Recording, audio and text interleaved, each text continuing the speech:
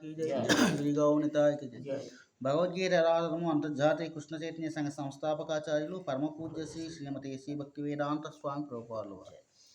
అధ్యాయం 2 శ్లోకం 23. నైనం చిందంతి శస్త్రాణి నైనం దహతి పావకః నచైనం క్లేదయంత్యాపో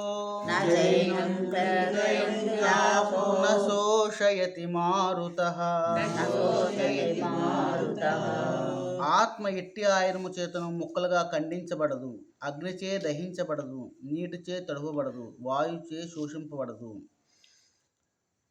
ఇక్కడ ఆత్మ యొక్క లక్షణం ముందు శ్లోకంలో ఏం చెప్పారో అది దానికి నశింపు లేదు. ఈ జీర్ణ వస్త్రాలు ఎలా అయితే విడిచి కొత్త వస్త్రాలను ఎలా అయితే తీసుకుంటున్నామో ఆత్మ నశింపు లేకుండా ఆ వస్త్రాలను మార్చినట్టుగా ఒక శరీరం నుండి ఇంకో శరీరానికి వెళ్తుంది అని చెప్పారు. ఈ శ్లోకంలో ఆత్మ ఎట్టి ఆయుధం చేతను ముక్కలుగా ఖండింపబడదు. ఇప్పుడు అర్జునుడు యుద్ధం చేయాలి అనుకుంటున్నాడు కాబట్టి యుద్ధం చేయడం వలన అందరికీ కూడా బాణాలు గుచ్చుకుని చంపబడతారు. కాబట్టి బాణాలతో కానీ కత్తులతో కానీ గదలతో కానీ మోదడం దేని మీద అవుతుంది అంటే శరీరానికి మాత్రమే కానీ ఆత్మ కాదు. కాబట్టి ఇది ఇంకొకటి ఏంటంటే ప్రధానంగా భగవద్గీతని ఈ చచ్చిపోయిన శవాల దగ్గర వేస్తూ ఉంటారు కదా. సో అక్కడ ఎందుకు వేస్తుంటారు అంటే అందరూ దుఃఖంలో ఉంటారు అన్నమాట. అయ్యో నా మనిషి చనిపోయాడని చెప్పేసి. మనిషి చనిపోలేదు, ఆత్మ అనేది ఎప్పుడూ శాశ్వతంగా ఉంటుంది అని చెప్పి చెబుతూ ఉంటారు అన్నమాట.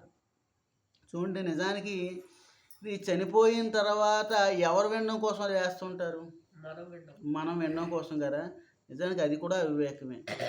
చచ్చిపోయిన వాడికి ఆ భగవద్గీత ఉపయోగపడదు, బ్రతుకున్న వాడికి చచ్చిపోయిన శవం దగ్గర ఉపయోగపడదు. అందుకని జ్ఞానం ఎప్పుడు అవసరం అంటే నిశ్చలమైనటువంటి స్థితి ఉన్నప్పుడు. అంటే నిజానికి దుఃఖంలో అవసరమే కానీ అది గురువు ద్వారా వినవలసేది అన్నమాట. టేప్ రికార్డుల్లోని లేకపోతే సెల్ ఫోన్లోని వినవలసేది కాదు. అది ఎప్పుడు వినాలి? అది చక్కటి జ్ఞానాన్ని ఆచరించే విధంగా ఉండాలి. ఇప్పుడు అర్జునుడు కృష్ణుడి దగ్గర ఆ జ్ఞానాన్ని అంతటిని విన్న తర్వాత అర్జునుడి యొక్క స్థితి ఏమిటంటే, నువ్వు చెప్పిందంతా కూడా చాలా బాగుంది, ఇంకా శ్రేష్టమైనది ఏదైనా ఉంటే ఆ శ్రేష్టమైన చెప్పమంటారు అనమాట. అంటే నిజమైన ఆత్మోద్ధరణ కోసం చెప్పమంటాడు ఆయన. నిజమైన ఆత్మోద్ధరణకి చెప్పమంటే ఆయన చెప్తాడు సర్వధర్మాన్ని పరిత్యజ్య అని చెప్పి చెప్తాడు. ఇప్పటిదాకా అర్జునుడికి ఉండేటువంటి ప్రధానమైన విషయం ఏమిటంటే, మనందరికీ ఏ స్థితి అయితే ఉందో అదే అర్జునుడు కూడా వెళ్ళబుస్తూ ఉంటాడు. చాలా పనులు ఉన్నాయి, నేను చాలా పనులు చేయాలి, నేను చాలా ధర్మాలు చేయాలి. ఇంకోటి ఈ వ్యవస్థ అంతా ఎవరి మీద ఆధారపడి ఉంది?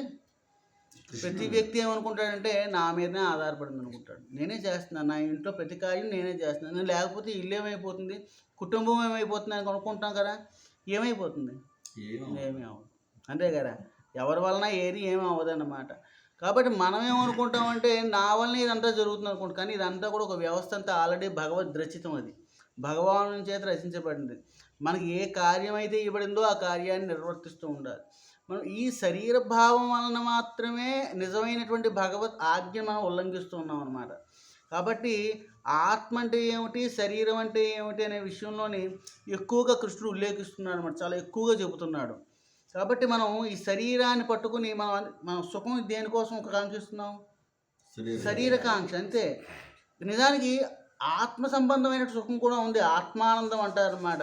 అది ఎక్కడ వస్తుంది అంటే భగవత్ సేవ వలన మాత్రమే వస్తుంది. అంటే ఆత్మ పరమాత్మయందు ఆనందం పొందేటువంటి విధానం ఏదైతే ఉందో అటువంటి స్థితిలో ఉన్నప్పుడు మనం ఇక్కడ ఏ ధర్మానికి ఎక్కువ వాల్యూ ఇస్తామంటే భగవద్ ధర్మానికి. అందుకనే భాగవతం అన్నారు అన్నమాట. మొట్టమొదటి మన భగవద్గీత కృష్ణుడు ఎలా జీవించాలో చెప్పాడు. ఎలా జీవించమని చెప్పాడు? నాకు భక్తుడుగా ఉండమన్నాడు అనమాట. అంతే కదా.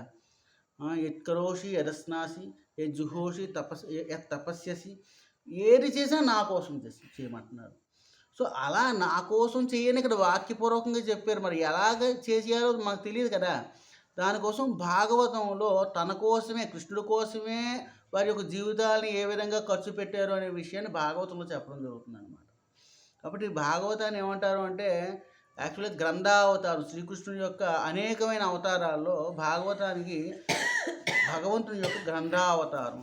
భగవానుడు వెళ్ళిపోయాడు అనమాట. ఉద్ధవుడు చెప్తాడు, కృష్ణుడిని అడుగుతా, నువ్వు స్వామి నువ్వు వెళ్ళిపోతున్నావు, మరి ఇక్కడ ఇంతగా కలియుగం రాబోయేది కలియుగం కదా, అంతగా అజ్ఞానము అంధకారంతో నిండిపోయి ఉంటుంది. చాలా ఈ జనులందరూ కూడా మూర్ఖంగా ప్రవర్తిస్తుంటారు, ఇంద్రియులోళ్ళై ఉంటారు.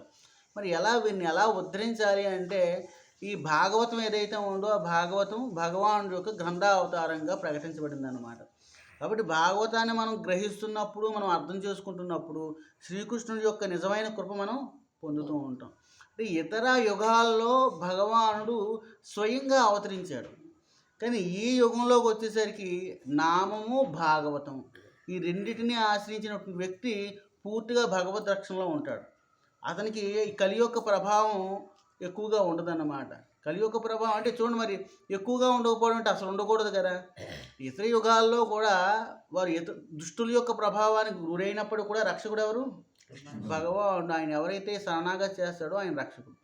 అలాగే ఇక్కడ కూడా ప్రభావం ఉన్నప్పుడు కూడా మనకి భగవన్ నామము భాగవతం ఎప్పుడు కూడా రక్షణ ఇస్తూ ఉంటుందన్నమాట. సో ఇక్కడ ప్రధానంగా ఆత్మల కోసం తప్ప ఈ శరీరం కోసం ఎక్కువగా ఆలోచన చేయకుండా, ఎక్కువగా మనకి అందరికీ కూడా ప్రమోషన్లు కావాలి, శరీర ప్రమోషన్లు కాకుండా ఆత్మ ప్రమోషన్ అన్నమాట. దాన్ని ఏమంటారు? ఆత్మోద్ధరణ అంటారు అన్నమాట. ఇక్కడ కొన్ని అస్త్రాలు చెప్తున్నాను. నిజానికి యుద్ధంలో ఏమిటున్నాయి? ఖడ్గాలు, ఆగ్నేయాస్త్రం, వారుణాస్త్రం, వాయువ్యాస్త్రం వంటి ఏ ఆయుధమైనా ఆత్మను నాశనం చేయలేదు. అస్త్రములు, శస్త్రములు అని 2 రకాలైన ఆయుధాలు ఉంటాయి. అస్త్రములు అంటే ఏవైతే ఉన్నాయో అది వ్యక్తి యొక్క బలాన్ని అనుసరించి ఇంకో వ్యక్తిని హానిపరుస్తూ ఉంటాయి అన్నమాట. అస్త్రాలు శస్త్రాలు అన్నమాట. అస్త్రాలు ఏమి చేస్తూ ఉంటాయంటే మంత్రపూర్వకమైనవి, అంటే చాలా సూక్ష్మంగా ఉంటాయన్నమాట. సూక్ష్మస్థితి ఎంత సూక్ష్మస్థితి అంటే బ్రహ్మాస్త్రం ఉందనుకోండి, బ్రహ్మ సృష్టిలో ఉండేటువంటి ప్రతి అణువులోకి ప్రవేశించి నాశనం చేస్తుందట అది. చూడండి, ఇక్కడ మనకి కురుక్షేత్రం ఇటువంటి కొన్ని ప్రదేశాలు ఉన్నాయి కదా. కురుక్షేత్రంలో మహాభారత యుద్ధం జరిగింది. ఎప్పుడూ కూడా అక్కడ ఎక్కువగా వ్యవసాయం అంటే ఈ చెట్లు కానీ అవి ఎక్కువగా ఉండవు. దానికి కారణం ఏమిటంటే అక్కడ ఎక్కువగా ఈ బ్రహ్మాస్త్రాలు, పాశుపతాస్త్రం ఇటువంటివి ఎక్కువగా వినియోగించడం. అణుబాంబుని ఎక్కడైతే పిలుస్తారో ఆ ప్రదేశంలోని చాలా ప్రమాదకరమైనటువంటి అస్త్రం కాబట్టి దాని యొక్క ప్రభావం చాలా కాలం ఉంటుంది. అలాగని అస్త్రాలు కూడా బ్రహ్మాస్త్రం కానీ ఆగ్నేయాస్త్రం, వాయువ్యాస్త్రం చాలా సూక్ష్మ స్థితిలో కూడా ప్రవేశించి నాశనం చేస్తుంది.